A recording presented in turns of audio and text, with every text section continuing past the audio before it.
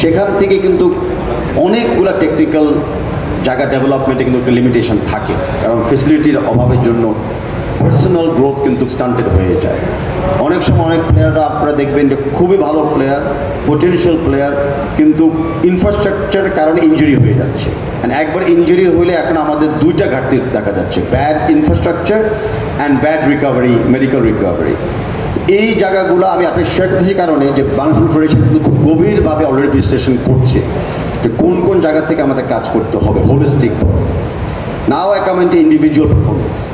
Individual performance একটা তো হলো আমাদের লিগে ক্লাবগুলা ফাইনালি একটু প্রতিযোগিতামূলক জায়গায় আমরা চলে এসেছি। আপনারা দেখবেন যে হয়তো মোহামেডান 2-3 খেলা আগে চ্যাম্পিয়ন হয়ে গেছে, বা তারপরেও কিন্তু 4-5টা টিম আমরা জানতাম না যে কে কোন র্যাঙ্কিংয়ে শেষ হবে।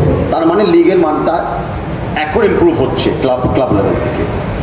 বিসিএল লিগে আমরা কিন্তু শেষ মুহূর্তে স্কেজুল বদলায় একই দিনে 4টা ম্যাচ করতে হয়েছিল, যে রেলিগেশন কে খাবে সেই ফাইটটা যেন কোনো পাতানো বা মিক্স না হয়। তার মানে এখনও একটা ফাইট আছে।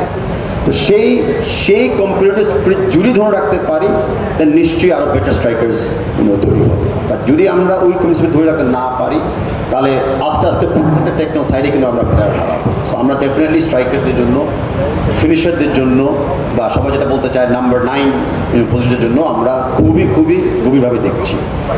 তার আরেকটা কারণ এখন হলো যে আমরা ওয়াই স্কাউট যে সফটওয়্যারটা এবং জিপিএস উইথ হাডল সফটওয়্যারটা আমরা এখন ইনক্লুড করে ফেলেছি। আপনি হয়তো আমি এখন দূরের থেকে দেখাতে পারছি না, বাট আমি টেকনিক্যাল ডাইরেক্টরকে বলবো আপনাদের সাথে পার্সোনালি করতে। আমরা কিন্তু এখন প্রত্যেকটা প্লেয়ারকে, প্রত্যেকটা ক্লাবের প্লেয়ারকে আমরা কিন্তু অ্যানালাইজ করব, তার পারফরমেন্স, ইন্ডিভিজুয়াল পারফরমেন্স। আপনি যদি দেখতে পান, দূরের থেকে দেখবেন অনেকগুলি গ্রাফ এখানে দেখা যায়। প্রত্যেকটা গ্রাফ ডিপিক্ট করে একটা প্লেয়ারের ইন্টেন্সিটি, তার ডুয়াল, 1-on-1-এ সে কেমন করছে, হাইটে সে কেমন করেছিল, সে তার পজিশনিং কী ছিল কর্নারের সময়, ফ্রি কিকের সময়।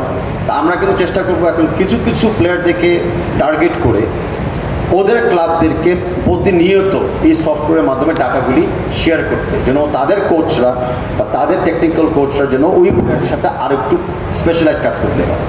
ইতিমধ্যে আমাদের যে বর্তমান প্লেয়ার আছে ন্যাশনাল টিমে, যে 4-5 জন ফরওয়ার্ড খেলে, তাদের সাথে কিন্তু আমরা এই পার্সোনালগুলো অলরেডি শেয়ার করে ফেলেছি, যে তাদের ইমপ্রুভমেন্টের জায়গা কোথায়, বা টিমের সাথে কোন জায়গাতে আরও বেটার কোঅর্ডিনেশন করতে পারে। তো sports, football has become very technical এখন। সো স্ট্রাইকারদের ফিজিক্যাল ডেভেলপমেন্টও লাগবে, কিন্তু টেকনিক্যাল সাপোর্টটাও কিন্তু আমাদের দিতে লাগবে।